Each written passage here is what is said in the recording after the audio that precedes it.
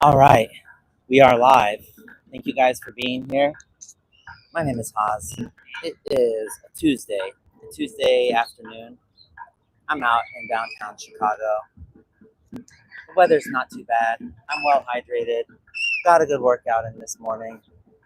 And I'm here to peddle some veganism. So I'm here to spread the good word of veganism, spread the vegan message, and kind of tell people what's up, tell people what's happening to animals and see if they're fine with it. So my goal here is not to try to promote veganism necessarily, but more like kind of spreading the word about it and seeing what people think, seeing if they're actually living in line with the values that they say that they have. Oh my God, these kids are chasing a pigeon and screaming, and they're terrorizing this pigeon, and it's driving me crazy. Okay, good. The pigeon flew away. Okay, that was annoying. All right, hopefully you guys can hear me okay. I've got my mic plugged in here, and I'll be holding the sign. I see Martin in the chat. Thanks for being here. It's a pretty nice day. It rained like crazy last night, but it's not going to rain probably till later this afternoon if it does rain. Audio good, says Martin. Thanks so much for the confirmation there. So I'm going to go ahead and hold this sign and see if we can participate. Oh, and BTW. So by the way, I'll just go ahead and start holding the sign anyway. So let's see if I can wrangle some people in. But basically, the prompt that I'm running today is something you guys may have heard. I haven't heard anybody else using this, so I really think it's actually probably my creation here. But it's the fruit fly hypothetical. So I'm basically going to ask people about. Crackling a bit. Darn. I don't know what I can do about that. I don't know if maybe I just need to hold it a little further. I might have to experiment with getting a new mic, and actually have a handheld mic setup. I'm gonna try using that at some point, like a kind of a larger kind of mic, like more of like an interview mic. But Martin, let me know if the sound is so bad that it's kind of like a lost cause, so to speak. Otherwise, better now, he says. Good now. Okay. Yeah, maybe I just need to hold it a little further away. I think this mic's just a little bit sensitive. So I think as long as I hold it kind of further away, it's fine.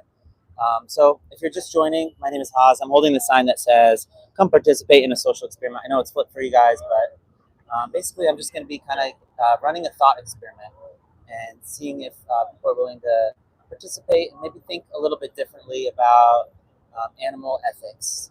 So stay tuned to see the question that I'll be asking people. I just felt a little droplet of rain.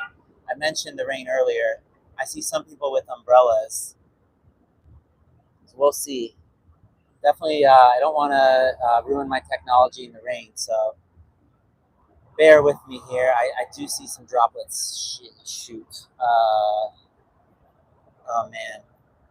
Uh-oh. Okay. I'm going to try to power through. Hopefully we don't get rained out here before we even get started. And so a lot of people are on their lunch break right now, so I may not get the most people stopping. I'm in maybe a slightly less foot trafficy area than some previous streams I've done, but I think that we'll get some people stopping by here. And the hypothetical I'm going to run today is called the fruit fly hypothetical.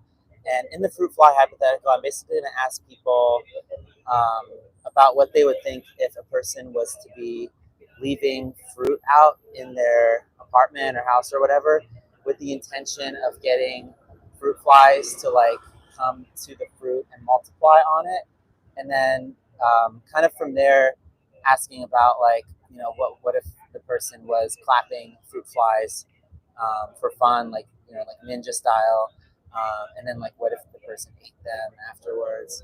So basically just kind of exploring people's values about harm toward animals, whether it's for fun or whether the person's doing it to eat, seeing as how it's all unnecessary, of course, since we don't need to be eating animals at all. If we live somewhere with grocery stores, things like that. Faith Hope says, how tall are you? I am just a hair over 5'6". I'm on the shorter side for sure. You know what? Vegans come in all different shapes and sizes. So Yeah, a little less foot traffic today. So basically, I'm wondering kind of what you guys think of this fruit fly hypothetical. So, um, it's definitely a little bit unusual. It's not the most, it's not the thing that people think about every day. But what I like about it is that people can oftentimes make excuses for animals and saying that they're killed painlessly or something like that, which we know is not the case. We know that they have to bleed out. It's very painful for them. But in this fruit fly hypothetical, they're actually killed instantaneously, right? They're just you clap and then they're dead. So I'm trying to see if people are basically willing to call that unethical, and then kind of I'm going to extrapolate from that point where it comes to animals that people are eating. Got some curiosity, but no stoppers yet. So if you're just getting here, you have not missed anything yet. And yeah, I think it's lunchtime.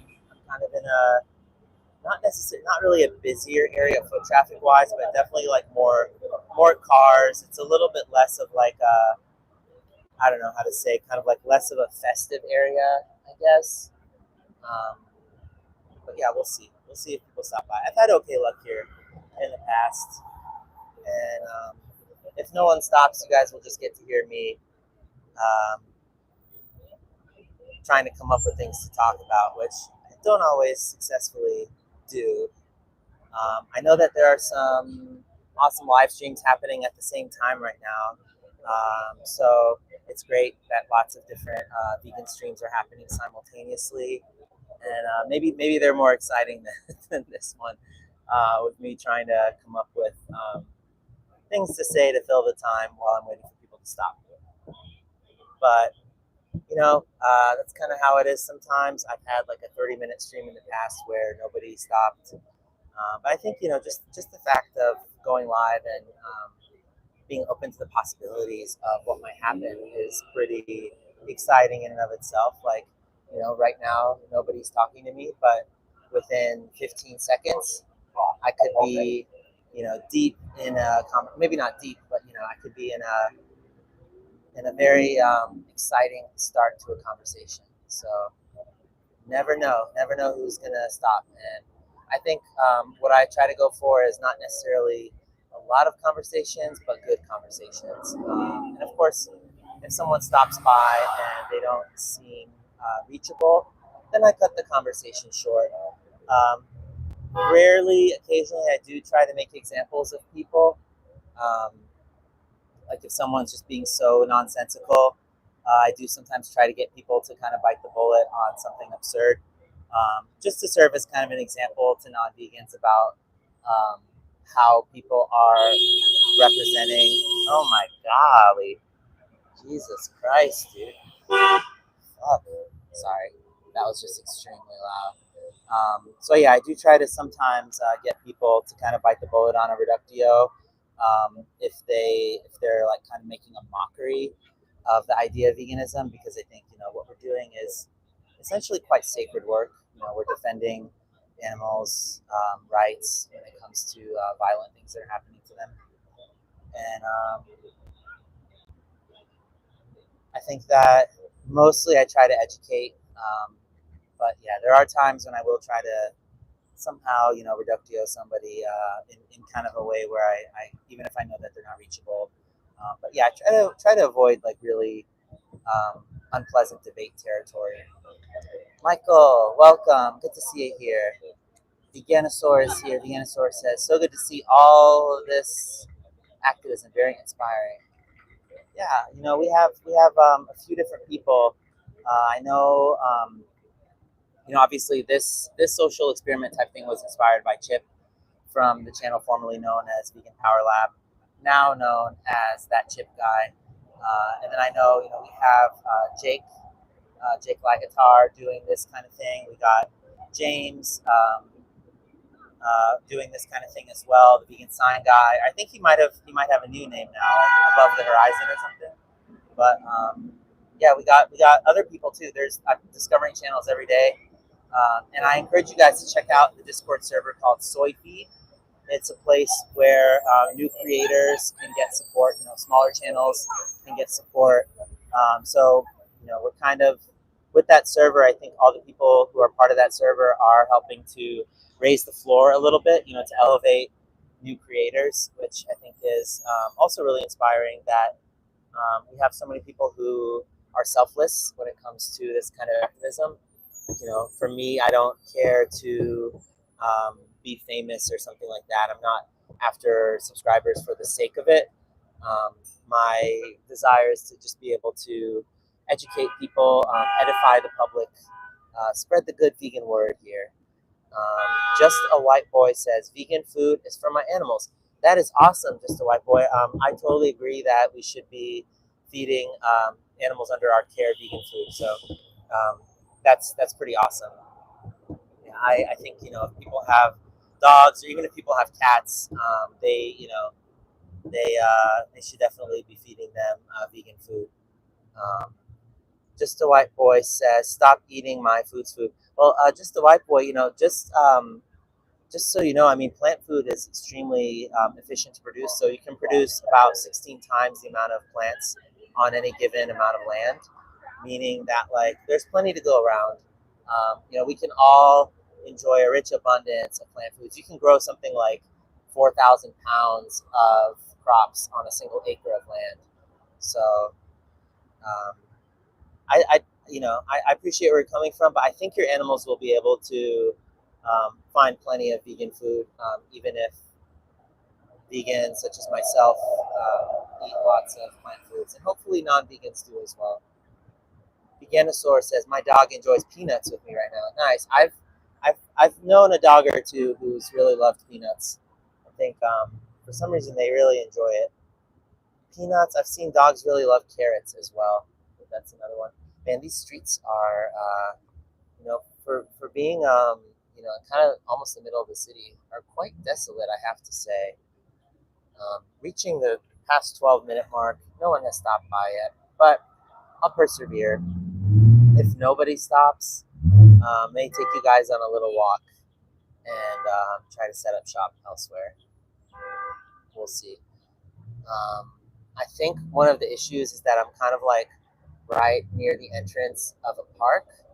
So the people going into the park are kind of excited to go into the park, and then I'm kind of hey, participate in a social experiment. And I think they're maybe more excited about going into the park because I'm by kind of some major tourist attractions. So that might be one of the reasons. I think also a lot of people are. You want to participate? Like 5 minutes. All right. Would you like to participate? Yeah. All right. Great. Would you mind coming in for a minute? I'm live on YouTube, by the way. Are you okay being live on my YouTube channel? Hey, how you doing? You're okay to be live? On my Yeah, YouTube it don't channel? matter. Okay, great. So my name is Haas. Would you mind just stepping a little bit more into the frame? Awesome. Okay. So I'm running a thought experiment today. So I'm basically asking people some different questions, and all I ask for is just an open mind. Okay. So what's your name? Steven. Steven, cool. Nice to meet you. And you said your name is Haas? Haas, yeah. Great to meet you, Haas. Likewise. Where you from, Haas? I live in Chicago. Oh, you live in Chicago? Yeah. What part? What neighborhood? Just downtown. Huh? Downtown. Oh, downtown. Yeah. Okay. Born and raised in Chicago? No. Okay. Yeah, I'm from downstate. But in any case, so what I'm wondering is, I know this is kind of like a crazy kind of thought experiment, but so imagine that there's a person who's got fruit in their house. Okay. And they're letting the fruit rot. And the purpose of doing that is so that fruit flies will get attracted to the fruit. Okay. And they want the fruit flies to basically multiply on the fruit so that they can have all these fruit flies flying around their house or apartment because they really enjoy kind of jumping around like a ninja and clapping the fruit flies. Oh, wow. Yeah. Do you think there's any issue with that? Or if somebody was doing that and told you about it, would you be like, that's cool, boss? Weird behavior, I would think. I'm not really a fan of insects or anything rotten and like that anyway. So to me, that'd be just a peculiar type of activity. Not to say that like it's something like you can't do. It's just something I would say myself like I don't have the time or the energy to put towards those type of activities. So to be clear, if somebody told you they were doing that, like if they were like, I literally, like they show you pictures of their hands and their hands are just covered in black, like with fruit fly corpses, you'd be like, I mean, that's weird, dude, but like, I guess you do you kind of thing. You wouldn't have any. Yeah, be just like, hey, everybody has their, icks and their type of things that they get through their day. But yeah, for me, I wouldn't be that would be something I would do. I would just be like, yeah, that's your thing. Go ahead. Okay, so so you'd be fine with them doing it. Oh, yeah, I'd be fine with them doing it for sure. Okay. So, curious to know what would happen if we change the species.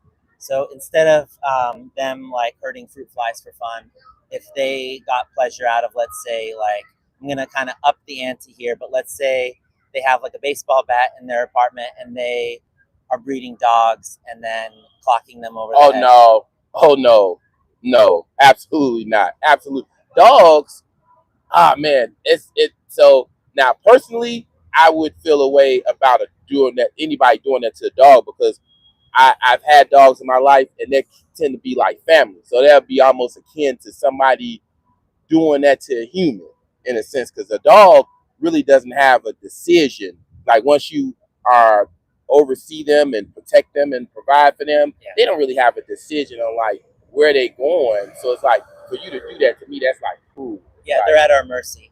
Yeah, so like for you to take advantage of the mercy and the grace that they give you as a owner or somebody that's watching over a dog, that's very cool. I guess what I'm wondering is like, so you think that it would be cruel to do it to a dog?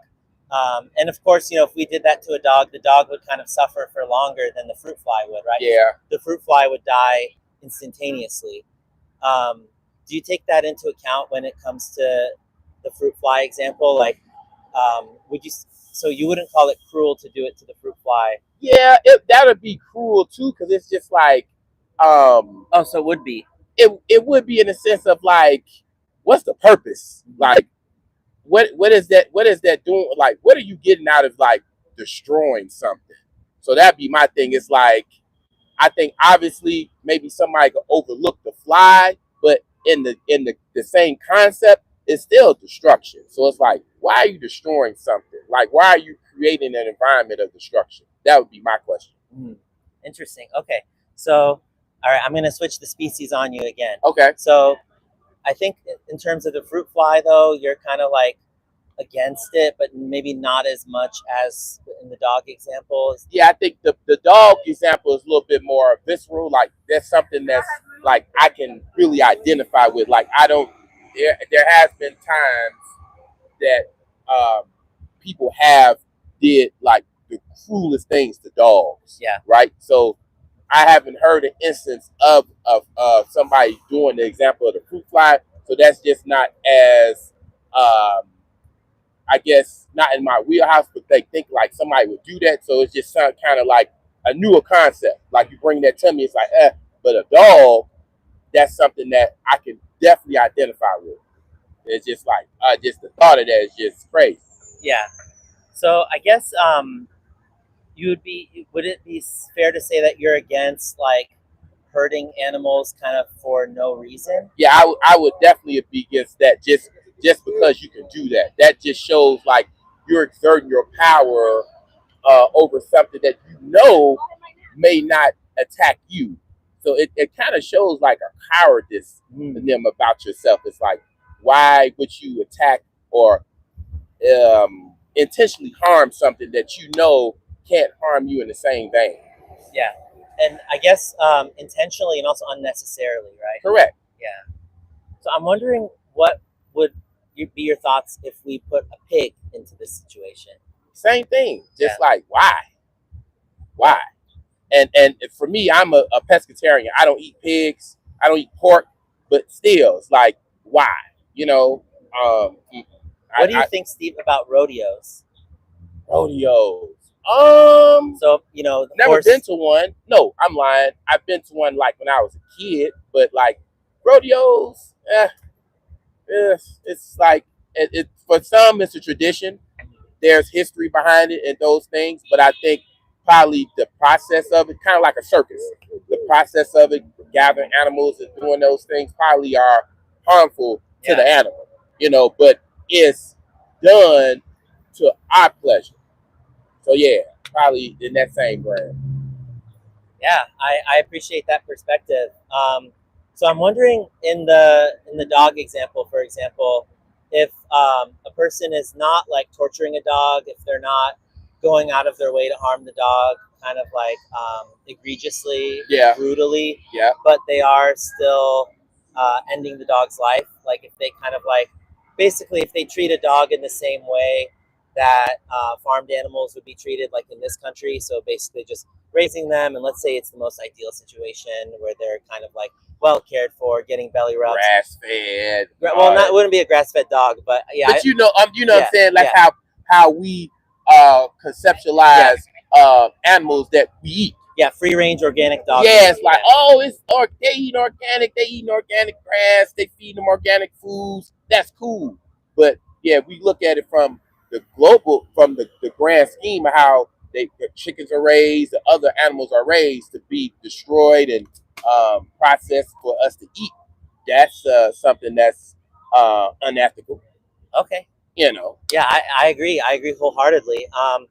I think that even maybe we can find agreement also on the idea that even if they're raised in the most idyllic situation, Yep. if we're ending their life prematurely, bringing them into the world for the purpose of killing them and eating them, when we have all these other options, Right. you know, I'm not standing in the middle of the Sahara Desert asking people who maybe have to live off like a goat and 3 chickens who they have or something like that, but more so, you know, talking to people who have Dominic's, Whole Foods, Ralph's, Trader Joe's, all these grocery stores around. So are we in agreement on that too? Absolutely. Now, but keep in mind the whole thing where all this ties in together is capitalism. Oh yeah. It's like if you have the capital, that gives you the opportunity to do what you want, regardless of who suffers behind it. The person or the groups that don't have the capital, then they have to be subjected to taking whatever that's left. And with that capitalism being said, it's like, all right, because I have the money, the resource, the power, I can dominate or destroy to my liking for my pleasure. For it's food, is for culture, it's for entertainment, all that. I can do that because I have the resources, I have the power, I have the money, I have power, right? All that, the power, exactly. And so goes back to what you said in the beginning. All those examples are examples of power.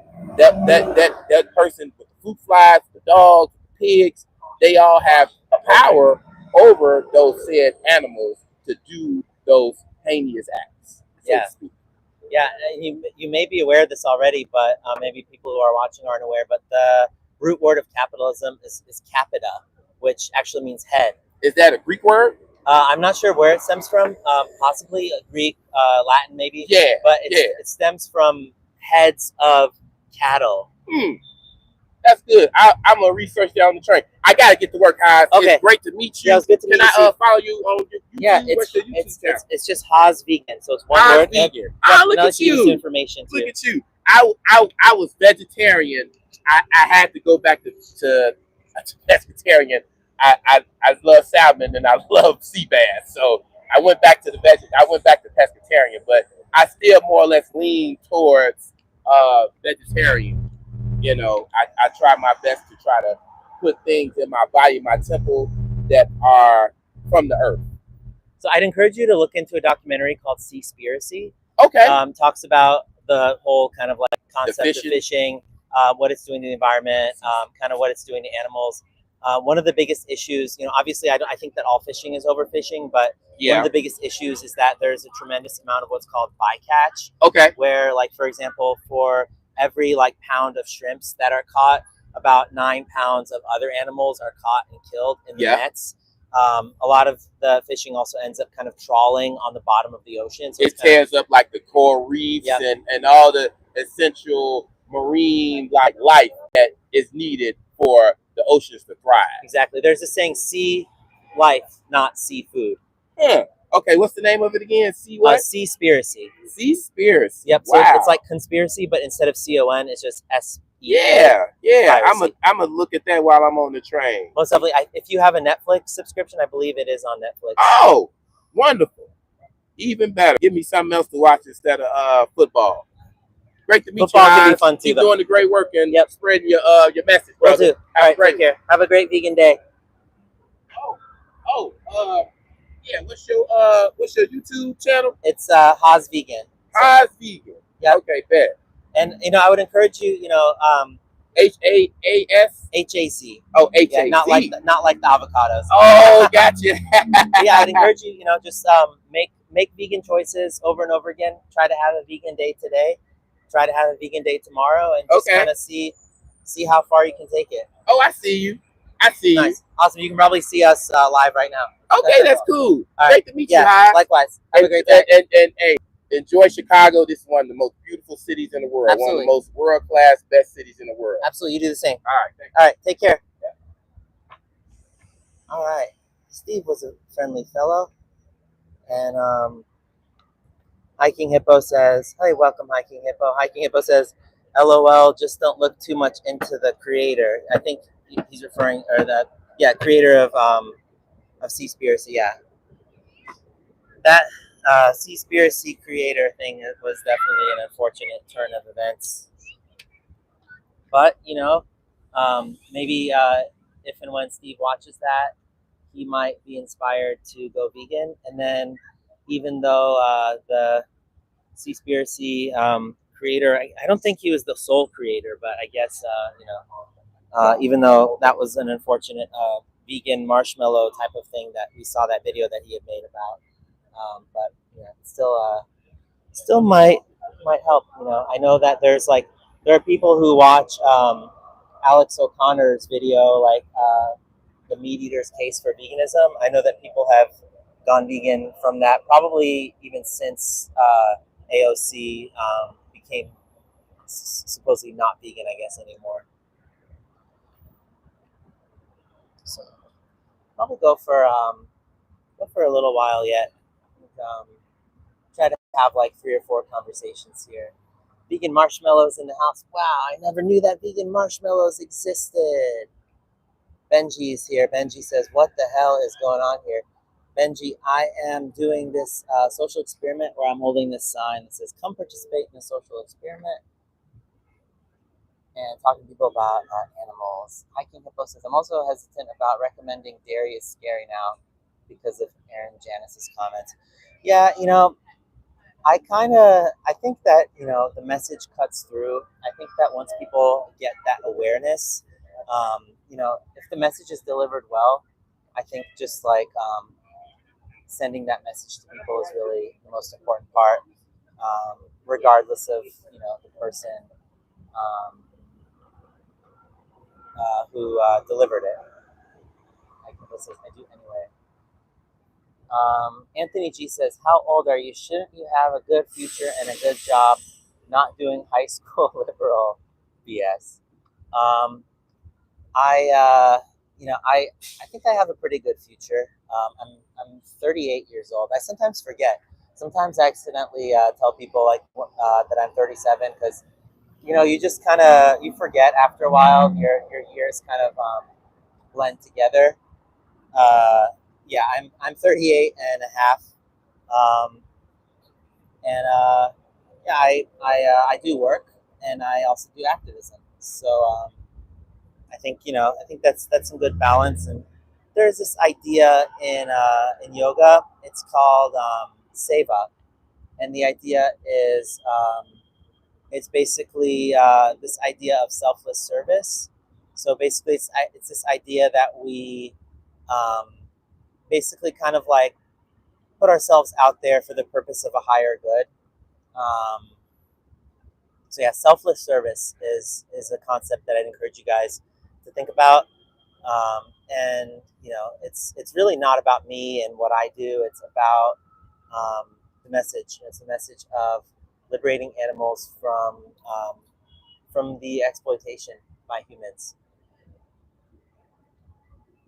So thank you all for being here. We have had one conversation so far with that gentleman, Steve. If you're just getting here, you can scroll back along the timeline to check that out. But hoping to get another couple conversations in here. There's just not a lot of foot traffic here, but I think there's enough. So I'll persevere here a little bit yet. Maybe in the meantime, I can show you guys a little bit around the the surroundings here. We've got some pigeon friends flying around. Got people flying all around, or people driving all around. I mean, some ambulance sirens as always. It's uh, it's rare that we can even kind of go like a minute or two without some kind of sirens.